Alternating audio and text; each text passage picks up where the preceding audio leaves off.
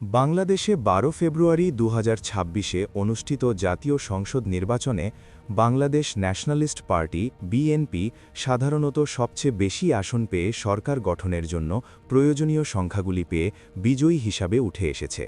BNP সহ তাদের জোট বিভিন্ন গণমাধ্যমের প্রাথমিক এবং বেসরকারি বিশ্লেষণে সাধারণত ২/৩ আসন পর্যন্ত বা সর্বনিম্ন সংখ্যাগরিষ্ঠতা পেয়েছে বলে রিপোর্ট করা হচ্ছে। ফলে প্রধানমন্ত্রী হিসাবে দলের নেতা তারেক রহমান দায়িত্ব নিতে পারেন বলে আশা করা হচ্ছে। বাংলাদেশ জামাত-এ-ইসলামী এবং অন্যান্য ছোট দলগুলো কিছু আসন পেয়েছে, তবে তারা বিরোধী হিসাবে অবস্থান করবে। বিভিন্ন প্রাথমিক গণনা ও বিশ্লেষণে দেখা গেছে বিএনপি প্রায় ২০৮টি আসন পেয়েছে। জামাত-এ-ইসলাম ও জোট অংশীদাররা ৭০টি আসন পেয়েছে। এই তথ্যগুলো আধিকারিক ফলাফল প্রকাশের আগে বেসরকারিভাবে পাওয়া ফলাফল। সরকারিভাবে আনুষ্ঠানিক ঘোষণার পরে চূড়ান্ত সংখ্যা আরও নিশ্চিত হবে। সাম্প্রতিক জাতীয় সংসদ নির্বাচনে বিজয়ী প্রার্থীদের ভবিষ্যৎ রাষ্ট্র গঠনের পরিকল্পনা বিশদভাবে বিশ্লেষণ করা হবে। বাংলাদেশের জাতীয় সংসদ বা জাতীয় সংসদ নির্বাচন পরিচালনা করে ইলেকশন কমিশন অফ বাংলাদেশ। নির্বাচনে প্রধান প্রতিদ্বন্দ্বী দলগুলোর মধ্যে ছিল বাংলাদেশ ন্যাশনালিস্ট পার্টি, ধানের শীষ প্রতীক এবং বাংলাদেশ জামায়াতে-ইসলামী সহ অন্যান্য রাজনৈতিক দল। নিম্নে প্রথম ভাগে আমরা আলোচনা করব: ১. নির্বাচন ফলাফলের সামগ্রিক চিত্র। ২. বিভাগ ও জেলাভিত্তিক বিজয়ী প্রার্থীদের পরিচিতি। ৩. তাদের ঘোষিত মূল ইশতেহার। ৪. রাষ্ট্র গঠনের প্রাথমিক অঙ্গীকার। জাতীয় সংসদ নির্বাচন, ফলাফল ও ভবিষ্যৎ রাষ্ট্র দর্শন।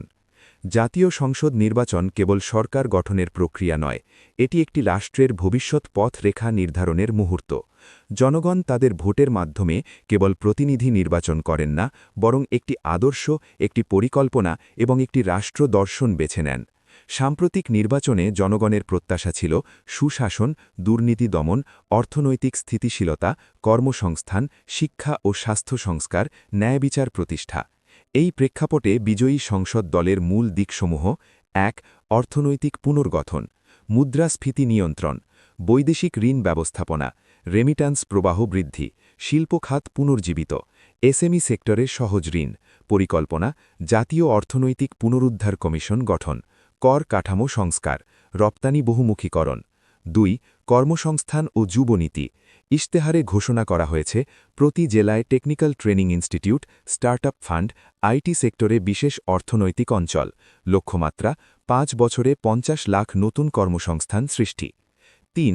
শিক্ষা সংস্কার, কারিকুলাম আধুনিকীকরণ, মাদ্রাসা ও সাধারণ শিক্ষার সমন্বিত কাঠামো, জেলা পর্যায়ে বিজ্ঞান ও প্রযুক্তি বিশ্ববিদ্যালয়। ৪. স্বাস্থ্য খাত, উপজেলা পর্যায়ে ১০০ শয্যা হাসপাতাল, বিনামূল্যে জরুরি চিকিৎসা, মেডিকেল কলেজ বৃদ্ধি। ৫. দুর্নীতি দমন, স্বাধীন দুর্নীতি দমন কমিশন শক্তিশালীকরণ, ই-গভর্নেন্স, টেন্ডার প্রক্রিয়া ডিজিটালাইজেশন। রাষ্ট্র গঠনের দীর্ঘমেয়াদী দর্শন। বিজয়ী প্রার্থীদের ভাষণে যে বিষয়টি বারবার এসেছে তা হল নতুন বাংলাদেশ গড়তে হবে ন্যায়, সুশাসন ও জবাবদিহিতার ভিত্তিতে। রাষ্ট্র গঠনের মূল অঙ্গীকার: ১. গণতন্ত্র পুনঃপ্রতিষ্ঠা। ২. বিচার বিভাগের স্বাধীনতা। ৩. সংবাদ মাধ্যমের স্বাধীনতা। ৪. নির্বাচন ব্যবস্থার সংস্কার। ৫. সংবিধান পর্যালোচনা। জেলাভিত্তিক উন্নয়ন পরিকল্পনা, কৃষি, অবকাঠামো উন্নয়ন ও বৈদেশিক নীতি। জেলাভিত্তিক উন্নয়ন পরিকল্পনা: নতুন সরকার গঠনের পর প্রথম প্রতি জেলা হবে একটি অর্থনৈতিক ইউনিট। বাংলাদেশের জাতীয় সংসদ বা জাতীয় সংসদে পাশ করা উন্নয়ন প্রস্তাব অনুযায়ী জেলাভিত্তিক বিশেষ উন্নয়ন তহবিল গঠন করা হবে। ঢাকা জেলা: ঢাকা দেশের প্রশাসনিক ও অর্থনৈতিক কেন্দ্র। পরিকল্পনা: ট্রাফিক ব্যবস্থার ডিজিটাল নিয়ন্ত্রণ, দূষণ নিয়ন্ত্রণ, নদী পুনরুদ্ধার প্রকল্প, সাশ্রয়ী আবাসন প্রকল্প। গাজীপুর: শিল্পাঞ্চল আধুনিকীকরণ, শ্রমিক কল্যাণ তহবিল, গার্মেন্টস সেক্টর উন্নয়ন। নারায়ণগঞ্জ: বন্দর সম্প্রসারণ, নদীপথ পরিবহন শক্তিশালীকরণ। চট্টগ্রাম বিভাগ: চট্টগ্রাম জেলা, সমুদ্র বন্দর সম্প্রসারণ, ব্লু ইকোনমি পরিকল্পনা, উপকূলীয় সুরক্ষা।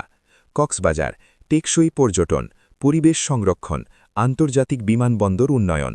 রাজশাহী বিভাগ: বগুড়া: কৃষি প্রক্রিয়াজাত শিল্প, হিমাগার প্রকল্প। রাজশাহী: আম রপ্তানি অঞ্চল, সিল্ক শিল্প পুনরুজ্জীবন। সিলেট বিভাগ: সিলেট: চা শিল্প আধুনিকীকরণ, প্রবাসী বিনিয়োগ বোর্ড। সুনামগঞ্জ: হাওড় ব্যবস্থাপনা, বন্যা প্রতিরোধ প্রকল্প, বরিশাল বিভাগ, নদী খনন, মৎস্য প্রক্রিয়াজাত শিল্প, ভাসমান কৃষি সম্প্রসারণ, খুলনা বিভাগ, সুন্দরবন সংরক্ষণ, মোংলা বন্দর উন্নয়ন, লবণাক্ততা মোকাবিলা, রংপুর বিভাগ, আলু ও ভুট্টা প্রক্রিয়াজাত শিল্প, ক্ষুদ্র কৃষকদের ঋণ সহায়তা, ময়মনসিংহ বিভাগ, কৃষি বিশ্ববিদ্যালয় গবেষণা কেন্দ্র, দুগ্ধ শিল্প উন্নয়ন। ২. কৃষি ও গ্রামীণ অর্থনীতি। সরকার ঘোষণা করেছে ১. কৃষি ভর্তুকি বৃদ্ধি, ২.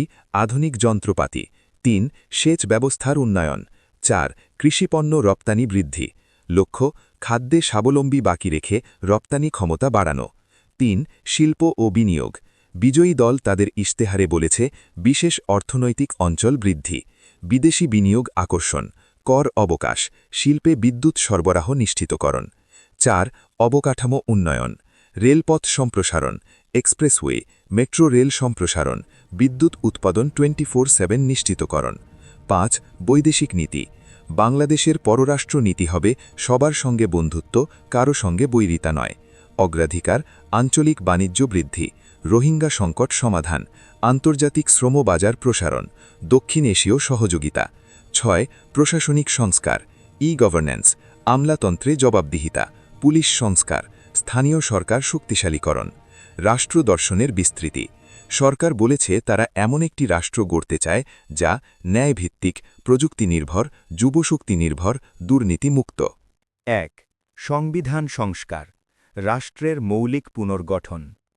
বাংলাদেশের সর্বোচ্চ আইন হল সংবিধান। এটি প্রণয়ন ও সংশোধনের ক্ষমতা রয়েছে জাতীয় সংসদের হাতে। বিজয়ী সংসদ সদস্যদের বড় একটি অঙ্গীকার ছিল সংবিধানের কিছু গুরুত্বপূর্ণ ধারা পুনর্বিবেচনা করা। প্রস্তাবিত সংস্কারসমূহ: ১. নির্বাচনকালীন নিরপেক্ষ প্রশাসনিক কাঠামো, ২. সংসদের কার্যকারিতা বৃদ্ধি, ৩. বিরোধী দলের ক্ষমতা বৃদ্ধি, ৪. সংসদীয় কমিটি শক্তিশালীকরণ, ৫. ক্ষমতার ভারসাম্য, এক্সিকিউটিভ, জুডিশিয়ারি, লেজিসলেচার। লক্ষ্য, একটি ভারসাম্যপূর্ণ গণতান্ত্রিক কাঠামো প্রতিষ্ঠা করা। ২. বিচার বিভাগের স্বাধীনতা। বিচার বিভাগের স্বাধীনতা নিশ্চিত করার জন্য নিম্নোক্ত পরিকল্পনা ঘোষণা করা হয়েছে: বিচারক নিয়োগে স্বচ্ছতা, আলাদা বিচার বিভাগীয় সচিবালয়, মামলার জট কমাতে ডিজিটাল কোর্ট, জেলা পর্যায়ে বিশেষ ট্রাইব্যুনাল। উদ্দেশ্য: ৫ বছরের মধ্যে মামলার জট ৫০% কমানো। ৩. মানবাধিকার ও নাগরিক স্বাধীনতা। নতুন সরকারের ইশতেহারে নাগরিক অধিকার সুরক্ষাকে সর্বোচ্চ অগ্রাধিকার দেওয়া হয়েছে।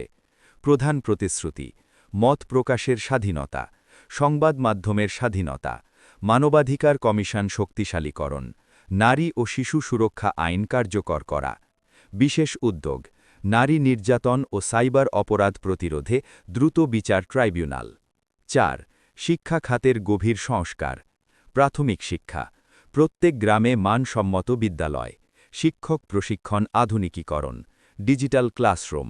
মাধ্যমিক ও উচ্চশিক্ষা, গবেষণা তহবিল বৃদ্ধি, কারিগরি শিক্ষায় গুরুত্ব, আন্তর্জাতিক মানের বিশ্ববিদ্যালয়। ধর্মীয় ও নৈতিক শিক্ষা, মাদ্রাসা শিক্ষাকে মূলধারার শিক্ষার সঙ্গে সমন্বয় করা হবে। লক্ষ্য, নৈতিকতা ও প্রযুক্তির সমন্বয়ে দক্ষ প্রজন্ম।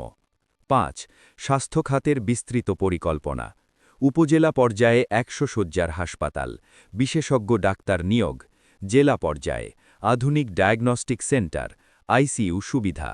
জাতীয় পর্যায়ে জাতীয় ক্যান্সার ইনস্টিটিউট, হৃদরোগ বিশেষায়িত হাসপাতাল। লক্ষ্য, স্বাস্থ্যসেবা সবার জন্য নিশ্চিত করা। ৬. সামাজিক নিরাপত্তা ও কল্যাণ রাষ্ট্র। বয়স্ক ভাতা বৃদ্ধি, প্রতিবন্ধী ভাতা, বিধবা ভাতা, গরিব পরিবারের জন্য খাদ্য সহায়তা। নতুন উদ্যোগ: ইউনিভার্সাল হেলথ কার্ড, বেকার ভাতা। ৭. ধর্মীয় সম্প্রীতি ও সামাজিক ঐক্য। বাংলাদেশ বহু ধর্ম ও সংস্কৃতির দেশ। সরকার প্রতিশ্রুতি দিয়েছে ধর্মীয় প্রতিষ্ঠানের নিরাপত্তা, সংখ্যালঘু অধিকার সুরক্ষা, সামাজিক সম্প্রীতি ফোরাম। ৮. ডিজিটাল বাংলাদেশ 2.0। গ্রাম পর্যায়ে ফাইবার অপটিক, সরকারি সেবা অনলাইনে, ব্লকচেইন ভিত্তিক ভূমি রেকর্ড। রাষ্ট্র গঠনের দার্শনিক ভিত্তি। নতুন সংসদ সদস্যদের ভাষণে যে বিষয়গুলো বারবার উঠে এসেছে: ন্যায় বিচার, জবাবদিহিতা, মানবিক রাষ্ট্র, প্রযুক্তি নির্ভর উন্নয়ন, যুবশক্তির ক্ষমতায়ন। অর্থনৈতিক রোডম্যাপ, 5 বছরের কর্মপরিকল্পনা, আন্তর্জাতিক কৌশল, জলবায়ু মোকাবেলা ও বাংলাদেশ 2035 ভিশন। অর্থনৈতিক বিশদ রোডম্যাপ, মুদ্রাস্ফীতি নিয়ন্ত্রণ। সরকারের প্রথম লক্ষ্য দ্রব্যমূল্য স্থিতিশীল রাখা। পরিকল্পনা, খাদ্য আমদানিতে শুল্ক হ্রাস, কৃষিপণ্যের সরাসরি বাজার ব্যবস্থা, ভর্তুকি পুনর্বিন্যাস, বৈদেশিক মুদ্রা রিজার্ভ বৃদ্ধি, রপ্তানি বহুমুখীকরণ, রেমিট্যান্সে প্রণোদনা, বৈদেশিক বিনিয়োগ আকর্ষণ, শিল্পায়ন, হাইটেক পার্ক, আইটি রপ্তানি, ফার্মাসিউটিক্যাল শিল্প সম্প্রসারণ। 5 বছরের কর্মপরিকল্পনা 2026 থেকে 2031। প্রথম বছর, প্রশাসনিক সংস্কার, দুর্নীতি দমন অভিযান, জরুরি অর্থনৈতিক স্থিতিশীলতা। দ্বিতীয় বছর, অবকাঠামো প্রকল্প শুরু, শিক্ষা ও স্বাস্থ্য সংস্কার। তৃতীয় বছর, কর্মসংস্থান বৃদ্ধি, শিল্প অঞ্চল সম্প্রসারণ। চতুর্থ বছর, রপ্তানি বৃদ্ধি, বৈদেশিক ঋণ পুনর্গঠন। পঞ্চম বছর, সামাজিক নিরাপত্তা সম্প্রসারণ, মূল্যায়ন ও ভবিষ্যৎ পরিকল্পনা। আন্তর্জাতিক সম্পর্কের কৌশল, বাংলাদেশের কৌশল হবে ভারসাম্যপূর্ণ পররাষ্ট্রনীতি। প্রধান অগ্রাধিকার, দক্ষিণ এশীয় বাণিজ্য, মধ্যপ্রাচ্যের শ্রমবাজার, ইউরোপীয় ইউনিয়নের সঙ্গে জিএসপি সুবিধা, রাঙ্গলিক নিরাপত্তা সহযোগিতা। জলবায়ু মোকাবেলার পরিকল্পনা, বাংলাদেশ জলবায়ু ঝুঁকিপূর্ণ দেশ। পরিকল্পনা, উপকূলীয় বাঁধ শক্তিশালীকরণ, নবায়নযোগ্য শক্তি, সবুজ শিল্পনীতি, বনায়ন। কর্মসূচি, লক্ষ্য 2035 সালের মধ্যে 30% বিদ্যুৎ নবায়নযোগ্য উৎস থেকে। প্রযুক্তি ও উদ্ভাবন, কৃত্রিম বুদ্ধিমত্তা গবেষণা, স্টার্টআপ ফান্ড, বিশ্ববিদ্যালয় শিল্প সংযোগ। বাংলাদেশ 2035 ভিশন, সরকার যে দীর্ঘমেয়াদী লক্ষ্য নির্ধারণ করেছে, উচ্চ মধ্যম আয়ের দেশ, প্রযুক্তি নির্ভর অর্থনীতি, দুর্নীতিমুক্ত প্রশাসন, মানবিক কল্যাণ রাষ্ট্র, বৈশ্বিক বাণিজ্যে শক্ত অবস্থান। রাজনৈতিক সংস্কৃতি পরিবর্তন, সহনশীলতা, বিরোধী মতের প্রতি শ্রদ্ধা, সংসদে কার্যকর বিতর্ক। জাতীয় সংসদ নির্বাচনে যারা পাশ করেছেন তারা জনগণের প্রত্যাশা পূরণের দায়িত্ব নিয়েছেন। তাদের প্রতিশ্রুত সুশাসন, অর্থনৈতিক পুনর্গঠন, সামাজিক ন্যায়, প্রযুক্তিগত অগ্রগতি। রাষ্ট্র গঠনের পথ সহজ নয়, তবে সঠিক নীতি, স্বচ্ছতা ও জনগণের অংশগ্রহণ থাকলে বাংলাদেশ একটি শক্তিশালী, ন্যায়ভিত্তিক ও সমৃদ্ধ রাষ্ট্রে পরিণত হতে পারে। প্রিয় দর্শক, অনুগ্রহ করে আমাদের চ্যানেলটি সাবস্ক্রাইব করুন এবং নোটিফিকেশন বেল আইকনটি অন করে রাখুন। আপনাদের ভালোবাসা ও সমর্থন আমাদের এগিয়ে যাওয়ার প্রেরণা যোগায়। আল্লাহ হাফেজ।